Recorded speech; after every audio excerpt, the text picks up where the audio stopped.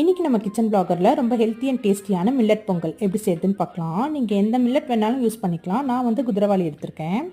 3/4 cup குதிரவாளி rice, 1/4 cup பாசிப்பருப்பை நல்லா wash பண்ணிவிட்டு ஒரு அரை மணி நேரம் ஊற வச்சுக்கலாம்.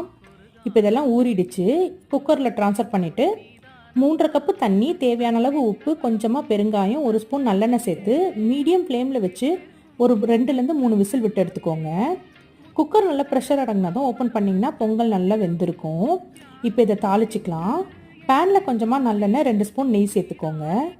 1 ஸ்பூன் மிளகை நான் பொடிச்சு வச்சுருக்கேன். அது கூடவே 1 ஸ்பூன் சீரகம், கொஞ்சமாக முந்திரி, பொடியாக கட் பண்ணி வச்சுருக்க இஞ்சி, 1 கொத்து கருவேப்பிலை, கொஞ்சமாக பெருங்காயம் சேர்த்து நல்லா வறுத்துக்கோங்க. முந்திரி நல்லா கலர் மாறி வந்ததும் பொங்கலில் சேர்த்துருங்க. இதெல்லாம் சேர்த்து நல்லா கலந்து விட்டிங்கன்னா சூப்பரான மில்லட் பொங்கல் ரெடி. இதை சட்னி சாம்பார்னு எது கூட வேணாலும் சர்வ் பண்ணலாம். கண்டிப்பாக ட்ரை பண்ணி பாருங்கள். நாளைக்கு வேற ஒரு ரெசிபியோட பார்க்கலாம்.